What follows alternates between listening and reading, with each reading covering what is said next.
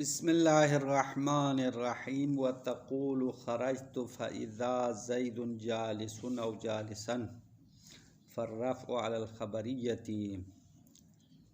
کل سے اذا کی بات شروع ہو گئی ہے۔ اذا کی دو اقسام ہے، ان میں سے پہلا اذا مفاجات ہے، اچانک والا اذا ہے، اور اس کے بعد جو ہے جملہ اسمیہ آنے والا ہے۔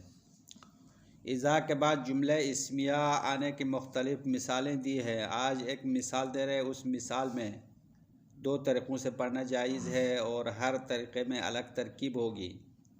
اگر آپ اس طرح کہتے ہیں خرجت فاذا زید جالس او جالسا، خرجت میں نکلا اچانک زید بیٹھا ہوا ہے، یا جالسن بھی پڑھ سکتے ہیں۔ یہاں یہ دو طریقوں سے مثال پڑھنا صحیح ہے۔ فاذا زید جالس، تو یہاں تو ترکیب واضح ہے، زید مبتدا جالس خبر ہے، مبتدا خبر جملہ اسمیہ ہو گیا۔ اگر آپ نے جالسن پڑھ لیا تو جالسن کیا ہے ترکیب میں، تو کہتے ہیں جالسن حال ہے، حال ہونے کی بنا پر منصوب ہوا ہے۔ پھر زید مبتدا کے خبر کدھر ہے، تو کہتے ہیں خود اذا زیدن کے لیے خبر واقع ہوگا اگر آپ اذا کو اس میں مکان مان لیں، جس طرح مبرد نے کہا تھا، ظرف مکان مبرد نے کہا تھا۔ تو اگر آپ نے اذا ظرف مکان مان لے تو اذا خود زیدن کے لیے خبر واقع ہونا درست ہے۔ اگر آپ نے زجاج کی بات کو مان لیا، اذا کو ظرف زمان مان لیا، تو اذا کو ڈائریکٹ زیدن کے لیے خبر نہیں بنا سکتے ہیں، کیونکہ زید اسم ذات ہے، اذا ظرف زمان ہے۔ ظرف زمان اسم ذات کے لیے خبر ہونا صحیح نہیں ہے۔ تو اس کو صحیح کرنے کے لیے ایک اور طریقہ اپنانا پڑے گا، وہ یہ ہے کہ یہاں ایک مضاف تقدیم رکھیں گے۔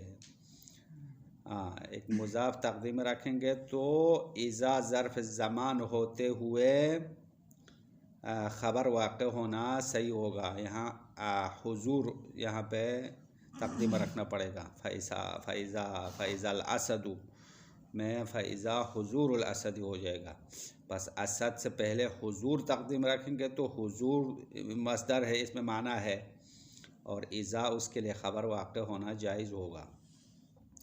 تو اذا مفاجات کی ساری باتیں یہاں تک مکمل ہو گئی ہے۔ اذا مفاجات ختم۔ اس کے بعد اذا کا دوسرا قسم ہے اذا ظرف زمان مستقبل کے لیے آئے گا اور معنی شرط بھی اس کے ضمن میں ہوگا، یعنی اس کو عام طور پر اذا شرطیہ کہتے ہیں یا اذا ظرفیہ کہتے ہیں۔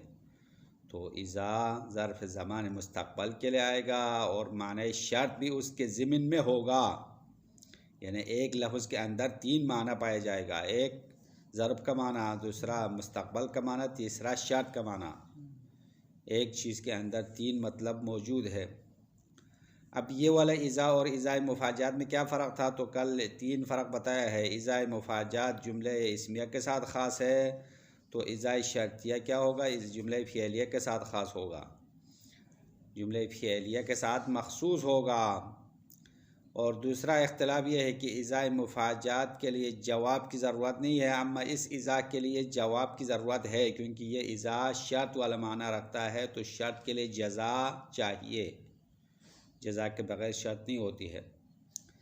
تیسرا اختلاف یہ ہوا کہ اذا مفاجات والا کلام کے درمیان میں آتا ہے، اور اذا شرطیہ جو ابھی ہم شروع کر رہے ہیں وہ کلام کے آغاز میں ہوگا، کلام کے شروع میں آتا ہے۔ اذا مفاجات کلام کے درمیان میں آتا ہے، یہ تیسرا فرق ہو گیا۔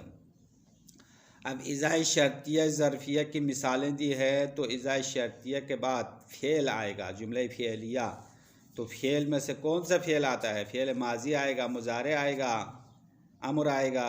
فعل کی بھی تین اقسام ہیں ہمارے پاس، فعل ماضی ہے، فعل مضارع ہے، فعل امر ہے۔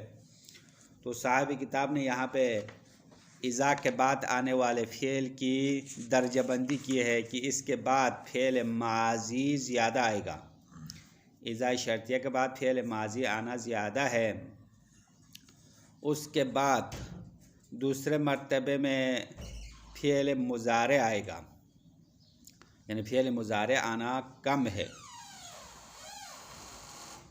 اور اس کے علاوہ اگر اذا کسی اسم پر داخل ہو کر نظر آئے، یعنی اگر اذا شرطیہ کے بعد اسم نظر آئے، فعل تو آنا تھا، اگر اسم نظر آئے جیسا کہ یہاں پہ 2-3 مثالیں دی ہے تو اس میں ایک فعل تقدیم رکھنا پڑے گا، جیسا کہ اذا السماء انشقت، اذا نحن بایعنا علیاً، یہ 2 مثالیں دی ہے، ایک قرآن کی آیت ہے، دوسرا شعر ہے، اور ان دونوں میں اذا کے بعد اسم آیا ہے، اذا السماء میں السماء اسم ہے، اذا نحن میں اذا کے بعد نحن بھی آیا ہے، نحن بھی اسم ہے، ضمیر ہے، تو یہاں پہ اذا کے بعد کیا رکھنا چاہیے؟ فعل تقدیر میں رکھنا چاہے، اور بعد والا فعل اس کی تفسیر کرے گا۔ بس یہاں تک اذا کی ایک گفتگو مکمل ہو جائے گی۔ اس کے بعد تنبیہن سے اذا کو پہلے ہم نے 3 چیزیں دیا ہے، اب ان میں سے ایک ایک کر کے اس کو چھینتے ہیں، اذا سے نکالتے ہیں، کبھی ظرفیت سے نکالتے ہیں، کبھی استقبال سے نکالتے ہیں، کبھی شرطیت سے نکالتے ہیں۔ پہلے اس کو خوش کیا ہے، بہت زیادہ چیزیں دی ہے، اس کے بعد اس کی جیب سے ایک ایک چیزیں نکالیں گے، وہ تنبیہن کی بات سے وہ بعد میں پڑھیں گے۔ ہاں اب یہاں تک خلاصہ بتا دیا۔ وَتَقُولُ خَرَجْتُ فَإِذَا زَيْدٌ جَالِسٌ أَوْ جَالِسًا، آپ کہتے ہو، یہ مثال، خرجت میں نکلا، فَإِذَا زَيْدٌ جَالِسٌ، اچانک زید بیٹھنے والا ہے یا بیٹھنے کی حالت میں ہے، جالسن خبر ہے، جالسن حال ہے، تو معنی بھی فرق ہوگا نا۔ فَإِذَا زَيْدٌ جَالِسٌ کا تو معنی کیا ہوگا؟ اچانک زید بیٹھنے والا ہے یا بیٹھا ہوا ہے۔ او جالسن کا معنی ہے میں نکلا زید بیٹھنے کی حالت میں ہے۔ یہ 2 طریقوں سے پڑھنا درست ہے۔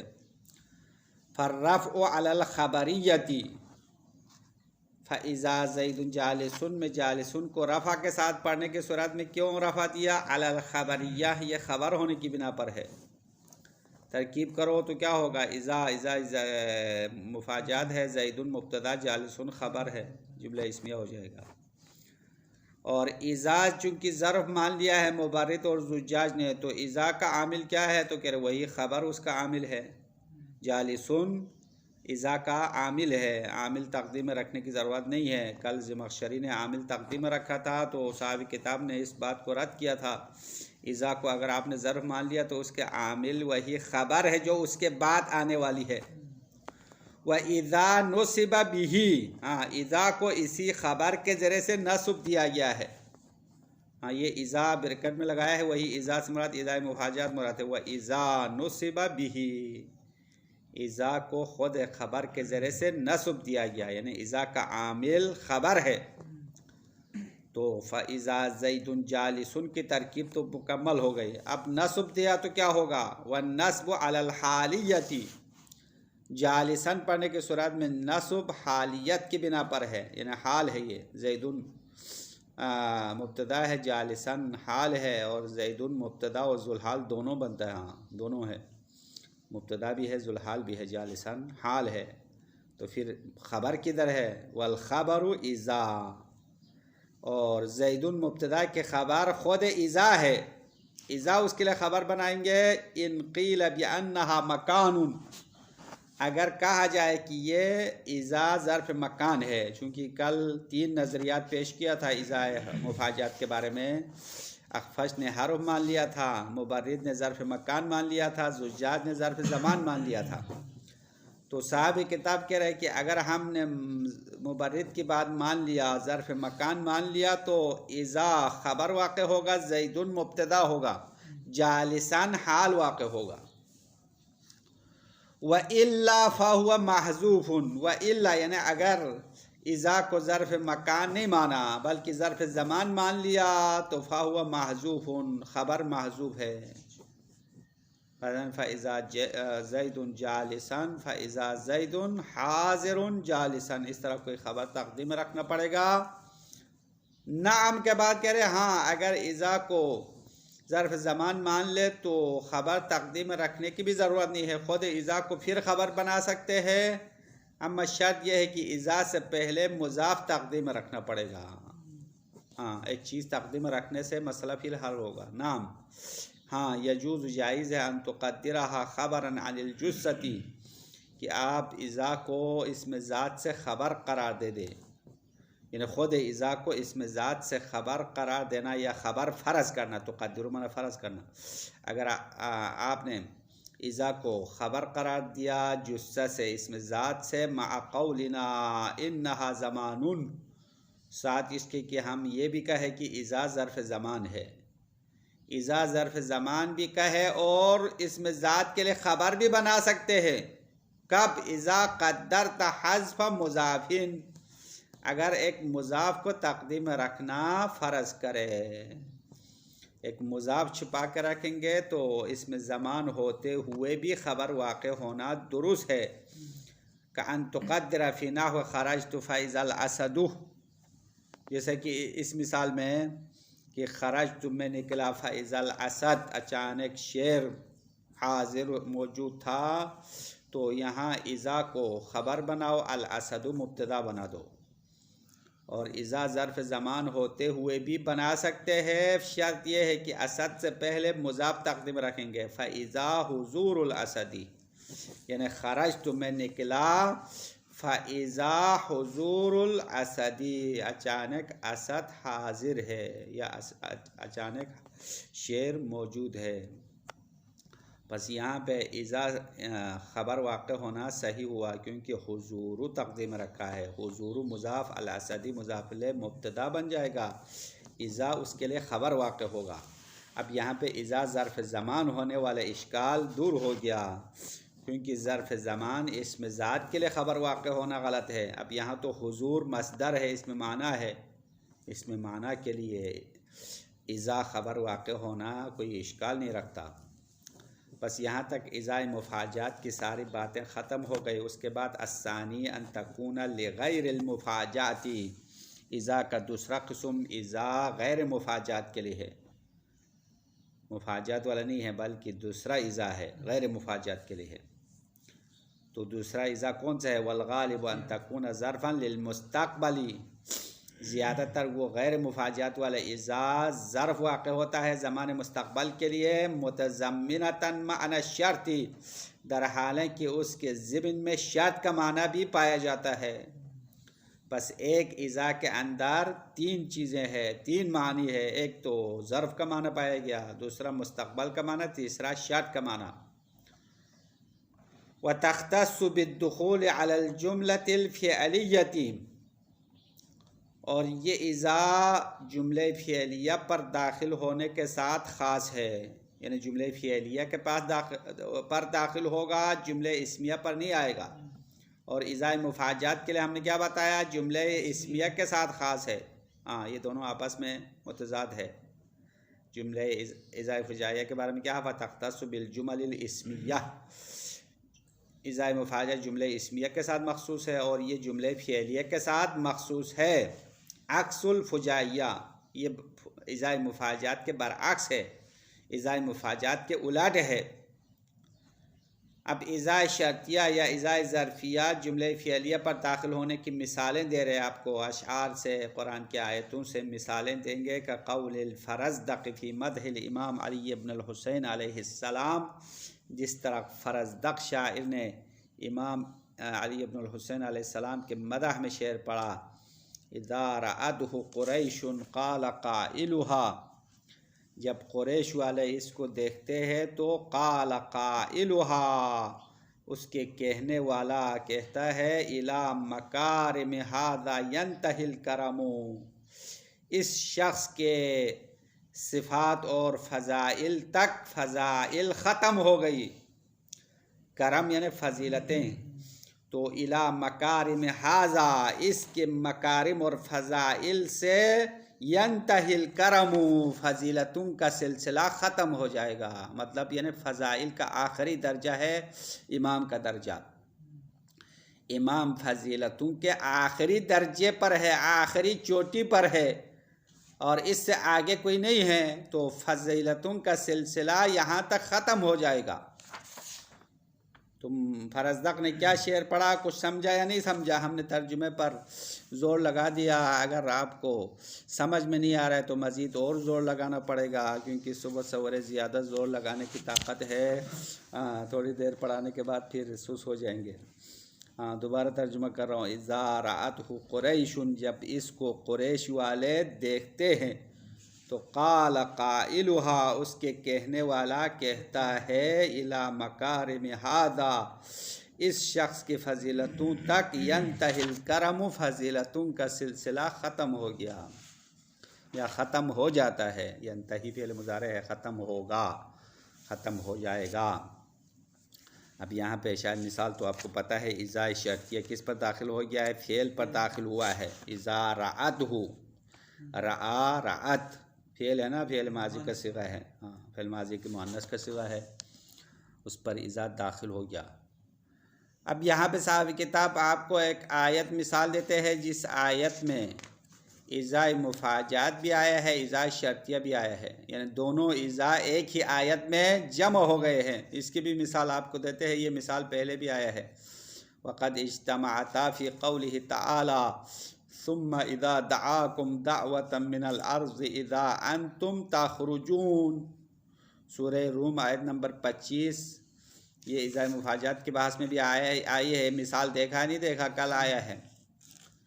تو اس آیت میں اذا دونوں موجود ہے.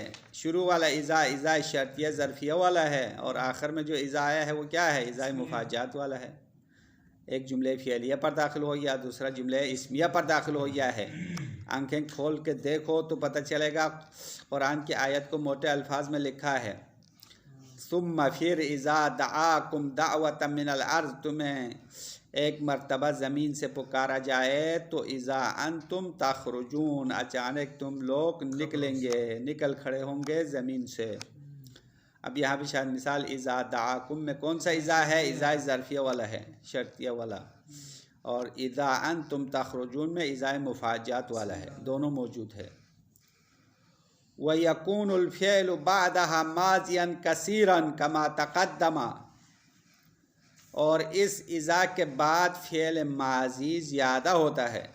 کما تقدم، جیسے کہ پہلے مثالیں گزر گئی. اذا رأتہ قریش، رأتہ فعل ماضی کا صیغہ ہے.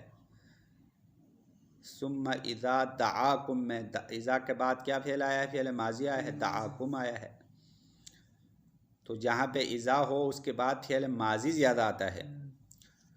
وقال امیر المؤمنین علیہ السلام اذا سألت فاسأل تفقها ولا تسأل تعنتا. ایک اور بھی مثال دیتے ہیں، حدیث کی مثال ہے، امام کا فرمان ہے کہ علی علیہ السلام نے فرمایا اذا سألت، جب آپ پوچھنا چاہتے، پوچھنا ہے تو فاسأل تفقها، سمجھنے کے لیے پوچھو، ولا تسأل تعنتا، اذیت دینے کے لیے، تنگ کرنے کے لیے نہ پوچھو.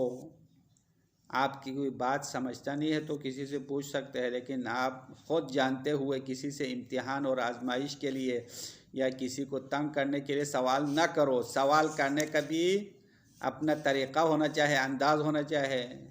کچھ لوگوں کی عادت یہ ہے کہ فضول باتوں کے بارے میں پوچھتے رہتے ہیں جو انسان کے کام کا نہیں ہے، بیکار سوالات کرتے ہیں، یا کچھ باتیں جو خود جانتا ہے پھر بھی پوچھتا ہے تاکہ دوسرے کو بھی کیا ہے، آزمائش اور امتحان میں ڈالے کہ اس کو بھی آتا ہے یا نہیں آتا ہے. یعنی اپنے علم کی اظہار بھی مقصد ہے. تو امام نے فرمایا اس قسم کا سوالات نہ کرو، یہ تعنت ہے. تعنت یعنی دوسرے کو مشقت اور سختی میں ڈالنا. تو دوسروں کو سختی میں ڈالنے کے لیے نہ پوچھو. اذا سألت، جب آپ پوچھتے ہیں تو فاسأل تفقها، تفقہ فقہ کا معنی سمجھنے کو کہتے ہیں، سمجھنے کے لیے پوچھو. ولا تسأل تعنتا، اور دوسروں کو اذیت دینے کے لیے نہ پوچھو. اب یہاں پہ شاید مثال اذا کے بعد سألتا فعل ماضی آیا ہے. ومضارعا دون ذلک، کہتے ہیں فعل مضارع آتا ہے اذا کے بعد، اما دون ذلک ماضی سے کم تر. ماضی تو زیادہ آتا ہے، مضارع اس سے بھی کم آئے گا. مضارع فعل ماضی کے حد تک نہیں آئے گا، اس سے کم آتا ہے. کقول العباس ابن المرداس فی مدح رسول اللہ، جس طرح عباس ابن مرداس شاعر نے پیغمبر کے مدح میں شعر پڑھا. یہاں پہ اذا کے بعد فعل مضارع لایا ہے، اما یہ کم ہے، کم آتا ہے، کبھی کبھار آتا ہے. یا خیر من رکب المطی ومن مشا فوق التراب اذا تعد الانفس. شاعر فرماتے ہیں یا خیر من رکب المتی، اے بہترین ذات جو سواری پر سوار ہونے والا ہے، متی یعنی اونٹنی پر سوار ہونے والا. ومن مشا فوق التراب، اے بہترین شخص جو زمین کے اوپر چلنے والا ہے، زمین کے اوپر چلنے والوں میں سے بہترین شخص ہے. پیغمبر زمین پر چلنے والے لوگوں سے سب سے بہتر ہے اور اونٹنی پر سوار ہونے والوں میں سے سب سے بہترین ہے. اذا تعد الانفس، جب سانسیں گنی جاتی ہے. تو یہاں پہ شاید مثال اذا تعدو، اذا کے بعد تعدو آیا ہے، اور تعدو کون سا صیغہ ہے؟ فعل مضارع مجہول کا صیغہ ہے. تعدو، عد یعد سے، یعد یعدان یعدون، یہ معلوم کا صیغہ ہے. یعد فعل مجہول ہوگا، پھر یعد سے آپ گردان کرو تو تعد ہو جائے گا. تعد مؤنث کا صیغہ ہے. تعد الانفس، اذا کے بعد فعل مضارع آیا ہے. یہ شاید مثال ہے، ترجمہ بھی ہم نے پہلے کر لیا. وقد اجتمعا فی قول ابی ذؤیب، بے شک یہ دونوں صورتیں جمع ہو گئی ہے شاعر ابی ذؤیب کے قول میں. دونوں سے مراد یعنی اذا کے بعد فعل ماضی آنا اور مضارع آنا، یہ دونوں مراد ہے. اذا شرطیہ کے بعد فعل ماضی بھی آیا اور فعل مضارع بھی آیا ایک ہی شعر میں، دونوں جمع ہے. ابی ذؤیب شاعر نے کہا والنفس راغبۃ اذا رغبتها واذا ترد الى قلیل تقنع. شاعر نے ایک اچھا نکتہ بیان کیا انسان کے نفس کے بارے میں، کیونکہ انسان کے نفس ایک بے لگام گھوڑے کی طرح ہے. اگر آپ اس کو نہ روکے تو وہ آگے جائے گا، انسان کو ہلاکت کے گڑھے میں ڈال دے گا. جتنے بھی آپ نفس کو رغبت دے گا وہ رغبت بڑھتا جائے گا، کم نہیں ہوگا. یعنی انسان کی لالچ اور خواہش، نفسانی خواہش بڑھنے والی چیز ہے، یہ ختم نہیں ہونے والے. لیکن اگر آپ اس کو کنٹرول کرے، اس کو لگام دے تو وہ کم پر بھی گزارا کرے گا. اب شاعر یہی کہہ رہے ہیں، یہ اہم نکتہ ہے انسان کے نفس کی کنٹرول کے بارے میں. تزکیہ نفس جو قرآن اور حدیث میں آیا ہے نا، یزکیہم ویعلمہم الکتاب، نفس کی تزکیہ سے مراد نفس کو، خواہشات نفسانی کو کنٹرول کرنا مراد ہے، اس کو آزاد نہ چھوڑو. والنفس راغبۃ، نفس رغبت کرنے والی ہے. اذا رغبتہا، جب آپ اس کو رغبت دلائے، آپ جتنے بھی رغبت دلائے اس کی رغبت بڑھ جائے گی. وَإِذَا تُرَدُّ إِلَىٰ قَلِيلٍ، جب اس کو کم پر روکا جائے یا پلٹایا جائے، کم چیزوں پر پلٹایا جائے تو تقنع، وہ نفس قناعت کرے گی، گزارا کرے گی، اسی پر گزارا کرے گی. بس یہاں شاید مثال اذا کے بعد دو اذا آیا ہے، ایک اذا کے بعد فعل ماضی آیا ہے، ایک اذا کے بعد فعل مضارع آیا ہے. اذا رغبتہا، رغبتا کیا صیغہ ہے؟ ماضی ہے یا مضارع ہے؟ ماضی کا صیغہ ہے. رغبتا باب تفعیل سے رغب یرغب.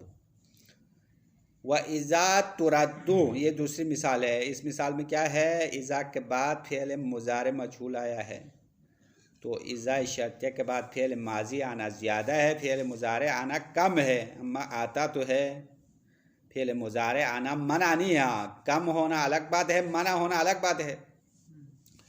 تو اذا شرطیہ ظرفیہ کے بعد فعل ماضی آنا زیادہ ہے، مضارع آنا کم ہے.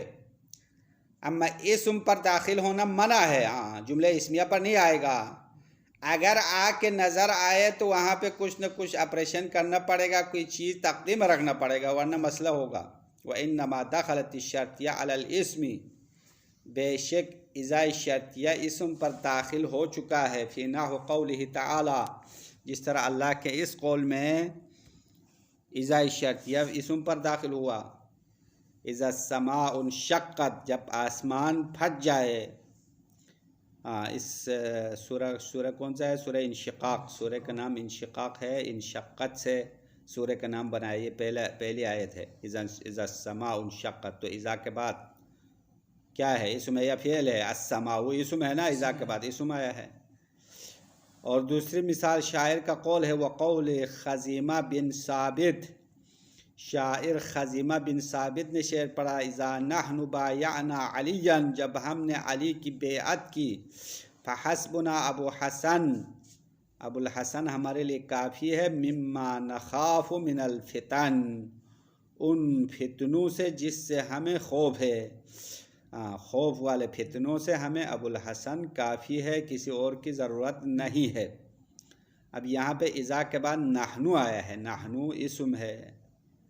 اب ان دو مثالوں میں کیا کریں گے؟ ہم نے تو پہلے قانون بنایا تھا اذا شرطیہ اسم پر داخل نہیں ہوگا، اب یہاں داخل ہو گیا، قرآن کی آیت میں بھی داخل ہو کے مثال ہے اور شاعر کے قول میں بھی داخل ہوا، تو کیا سر پہ خاک ڈالیں گے؟ ہمارے قانون کو توڑنا پڑے گا یا کچھ کرنا پڑے گا؟ تو کہتے ہیں کچھ کریں گے، وہ یہ ہے کہ لأنہ فاعل بفعل محذوف، کہ وہ اسم فاعل ہے فعل محذوف کے لیے، یعنی اذا کے بعد ایک فعل محذوف ہے، اور جو اسم آپ کو نظر آ رہا ہے وہ کیا ہے؟ اسی محذوف فعل کے لیے فاعل ہے۔ بس یہ طریقہ اپناؤ تو اذا حقیقت میں فعل پر داخل ہونا لازم آئے گا، اسم پر داخل ہونا لازم نہیں آئے گا۔ لأنہ، ہو کی ضمیر اسم کی طرف رہو، لأنہ بے شک وہ اسم فاعل بفعل محذوف، فعل محذوف کے لیے فاعل ہے، علی شریطۃ التفسیر، تفسیر کی شرط کی بنیاد پر، کیونکہ بعد والا فعل اس فعل محذوف کی تفسیر کر رہا ہے، قرینہ بنتا ہے۔ اب آیت میں آپ چیک کرو تو کیا ہوگا؟ اذا السماء انشقت، اصل میں کیا ہے؟ اذا انشقت السماء انشقت ہے، یعنی اذا کے بعد انشقت تقدیر میں ہے، السماء فاعل انشقت ہے، بعد والا انشقت اس فعل محذوف کی تفسیر ہے۔ اور اسی طرح نیچے والے شاعر کے قول میں اذا کے بعد اذا بایعنا علیاً، بایعنا، یہ پہلے جو ہے بایعنا، اذا کے بعد ایک اور بایعنا تقدیم میں رکھیں گے تو نحنو کو نہیں لائیں گے، کیونکہ نحنو تو ضمیر منفصل ہے، نا ضمیر متصل ہے متکلم کی، تو اذا بایعنا علیاً، بایعنا علیاً ہو جائے گا، اور بایعنا فعل ہے اذا کے بعد فوراً وہی فعل ہے، لیکن وہ نظر نہیں آ رہا ہے، چھپا کے رکھا ہوا ہے۔ بس جہاں پہ بھی اذا کے بعد اسم نظر آئے تو وہ اسم پر گزارا نہ کرو، ہاں بلکہ ایک فعل کو چھپانا پڑے گا۔ لا مبتدأ، ہاں صاحب کتاب کہہ رہے کہ یہ اذا کے بعد والا جو اسم ہے وہ خود مبتدا نہیں ہے، اگر آپ السماء مبتدا انشقت خبر بنائے تو جملہ اسمیہ بن جائے گا، اور ہم نے پہلے فیصلہ سنا دیا ہے اذا شرطیہ جملہ اسمیہ پر داخل نہیں ہو سکتا ہے۔ تو کیا کیا؟ اذا کے بعد فعل تقدیم رکھا، السماء کو فاعل بنا دیا ہے، السماء کو فاعل بناؤ بھائی، ورنہ مسئلہ پیچیدہ ہو جائے گا۔ خلافاً للاخفشی، اما یہ بات اخفش کے برخلاف ہے، اخفش نے کہا اسی کو مبتدا خبر بناؤ، جملہ اسمیہ بناؤ، کون سی قیامت آئے گی، جملہ اسمیہ بناؤ، بس ختم۔ بس اذا کو بھی جملہ اسمیہ پر داخل کر لیا اس اخفش صاحب نے، تو اخفش کی بات تو اپنی جیب میں رکھو، ہمیں ضرورت نہیں ہے، ہم اپنا طریقہ اپنائیں گے کہ اذا کے بعد فعل تقدیم رکھا، ہاں بات ختم ہو گئی۔ آخری بات اذا کے بارے میں کہہ رہے ولا تعمل اذا الجزم الا فی ضرورتی، اذا شرطیہ ظرفیہ جزم کا عمل نہیں کرے گا، یہ حروف جازمہ نہیں ہے، کیونکہ جو شرط والے ہے جیسا کہ ان شرطیہ ہے، کلم المجازات ہے، وہ شرط کا معنی پایا جاتا ہے، جزم بھی دیتے ہیں نا فعل مضارع کو، ان شرطیہ تو دو فعل کو جزم دیتا ہے، ایک فعل بھی گزارا نہیں کرے گا، اس کے لیے دو فعل چاہیے۔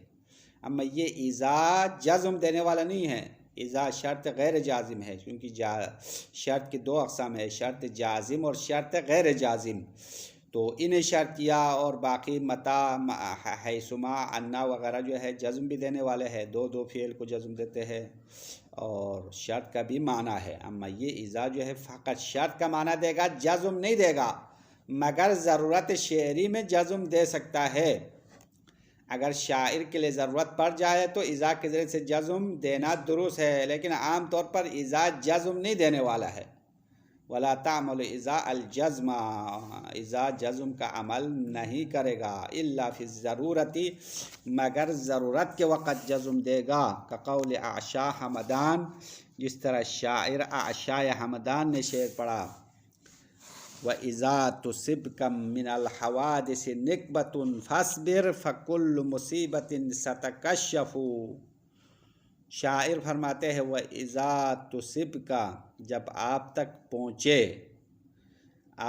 پہنچے من الحوادث، حادثات میں سے، نکبتن، کوئی مصیبت، نکبہ کہتے ہیں کوئی آفت یا مصیبت، اگر حوادث میں سے آپ تک کوئی مصیبت پہنچے تو فاصبر، صبر کرو، فَكُلُّ مُصِيبَةٍ سَتَكَشَّفُ، ہر مصیبتیں عن قریب زائل ہونے والی ہے، ان مع العسر یسرا، قرآن کی آیت ہے نا، ڈبل آیت تاکید کے ساتھ آیا ہے، فَإِنَّ مع العسر یسرا، ان مع العسر یسرا، بے شک مصیبت سختی کے ساتھ آسانی ہے۔ تو شاعر نے بھی یہی نقطہ بتایا، اگر آپ پر خدا نخواستہ کوئی مصیبت پہنچ جائے، مطلب کوئی بیماری آ جائے، یا کوئی آپ کا مال لوٹ لیا جائے، یا کوئی اور رشتہ دار انتقال ہو جائے، بہرحال مصیبت کے بھی کئی اقسام ہے، تو کوئی مصیبت آ جائے تو پریشان نہ ہو، فاصبر، صبر کرو، فَكُلُّ مُصِيبَةٍ سَتَكَشَّفُ، ہر مصیبتیں عن قریب کشف ہونے والی ہے، کشف سے مراد یعنی زائل ہونے والی ہے، اور مصیبت ختم ہوگی، دوبارہ خوشحالی آئے گی، اور آپ خوشی کا انتظار کرو، کیونکہ حدیث میں ہے انتظار الفرج افضل العبادہ، بہترین عبادت انتظار فرج ہے۔ اب یہاں فرج سے مراد امام زمان کے ظہور کے بعد جو فرج اور خوشحالی مراد ہے، گشائش، فرج کا اصلی معنی گشائش کو کہتے ہیں، جو سختی سے آسانی کی طرف آنا، تو سختی سے آسانی کے انتظار کرنا بھی عبادت ہے۔ انسان جب مصیبت میں گرفتار ہو تو زیادہ پریشان نہیں ہونا چاہے، اللہ پر بھروسہ کرو بھائی، کچھ عرصے کے بعد انشاءاللہ سارے کام ٹھیک ہو جائیں گے اور مصیبت ٹل جائے گی۔ تو شاعر نے یہی نقطہ آپ کو سمجھایا ہے، اور یہاں شاید مثال تو آپ نے پہلے بھی سمجھا ہوگا، وَإِذَا تُصِبْكَ، یہاں اذا نے جزم دیا ہے، تو سب کا پڑھا ہے شاعر نے، اور یہ ضرورت شعری کی وجہ سے ہے، اور یہ قانون نہیں، ہاں اذا جزم دینا اس کا قانون نہیں ہے، بس ضرورت کے وقت ناجائز بھی جائز ہو جاتا ہے، تو شاعر نے ناجائز کام کو جائز بنا دیا ضرورت کی وجہ سے۔ بس یہاں تک اذا کا ایک بحث مکمل ہو گیا۔ اذا کے لیے 3 چیزیں ہم نے دیا ہے، کل ایک ایک کر کے چھین لیں گے، ظرفیہ، استقبال اور شرط، تینوں اس کو دیا ہوا ہے، پھر ایک ایک کر کے اس کو الگ کریں گے، کبھی ظرفیت سے الگ کرنا ہے، کبھی شرطیت سے، وصلی اللہ